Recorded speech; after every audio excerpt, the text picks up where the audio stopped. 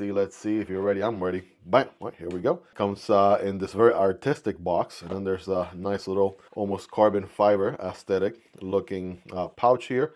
FengLi is the brand, and if you know, you know, you know. Let's see what FengLi is up to with this one. I believe the model name is called the Prism.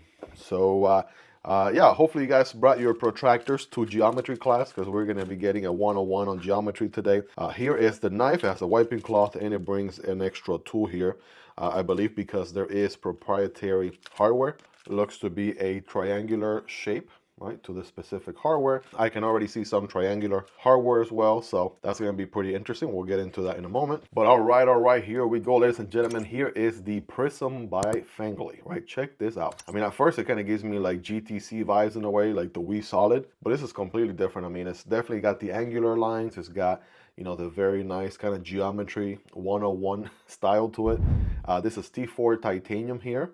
I like how the scales actually meet together. I mean, look at that. There's like barely any gap in there.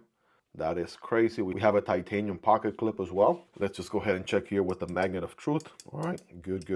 We do have steel hardware, right? Getting some pull there on the hardware. Pocket clip is not reversible. I mean, I think this was kind of like a sort of production custom knife in a way.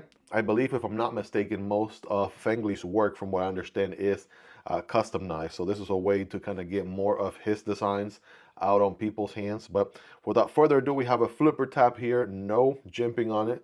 I mean, you know, when you go into the custom realm, I mean, designers just do whatever the heck they want to do. A little bit of jimping on that flipper tab would have been nice. We also have a very large opening hole.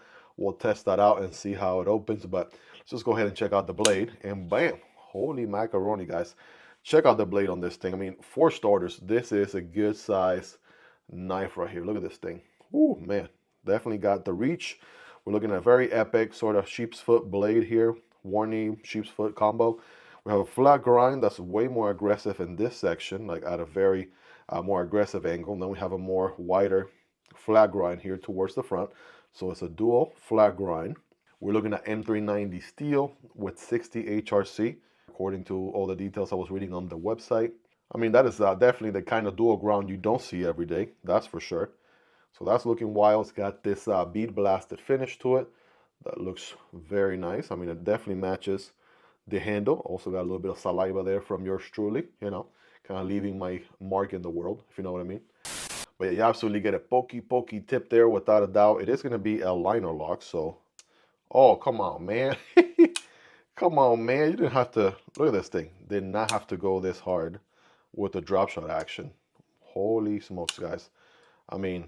I'm not sure if the camera is doing it justice or not, but that is a beautiful drop shot action. I absolutely love it right there. Now, it being a liner lock here, we have a decent engagement there. We have, what, maybe like 20-ish% or so. That's looking pretty solid. No access from the show side, but both sides are nice and chamfered, right? Easy to push down and to the left and disengage. We can see the D10 ball here as well. And again, that drop shot action just takes the cake. Can we Spidey flick?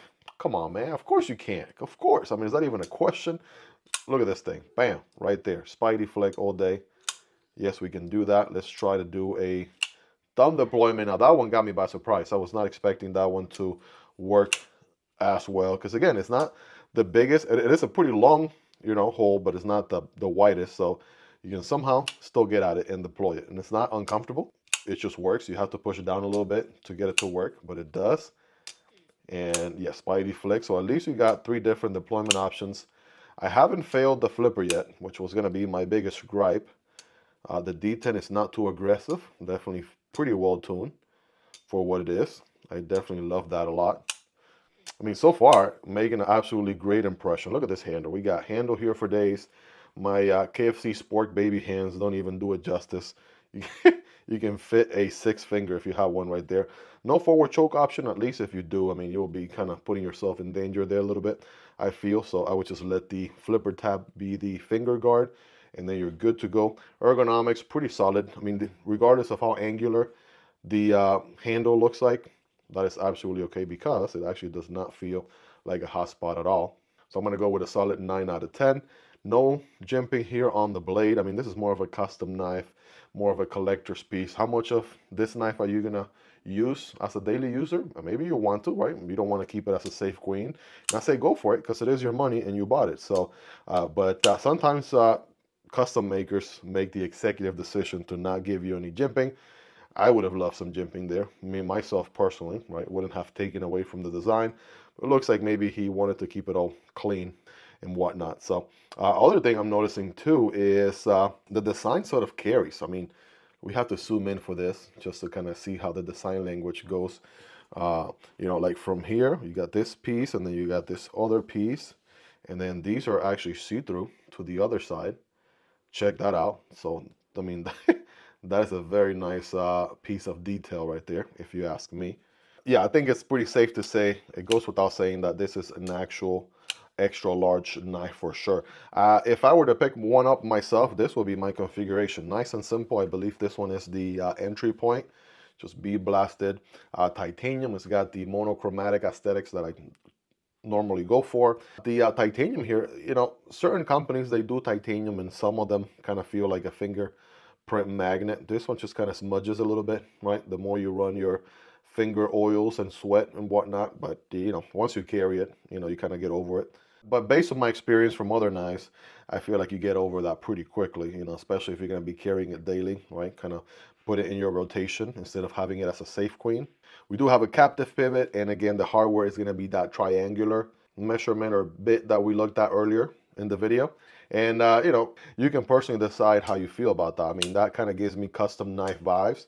So I wouldn't mind, you know, for one knife specifically, if I needed to adjust using a specific hardware or bit for it, not a big deal. I mean, if I had a whole bunch of knives where, you know, where each of them had a whole different bit driver or something, then that would drive me maybe a tad bit insane. But just the one knife, you know, probably okay for me personally. Obviously, you know, you can make your own decision and disagree with me. That's perfectly fine. Wouldn't have been nice for them to have done like a T10 T8 combination, T10 in the pivot, T8 over here?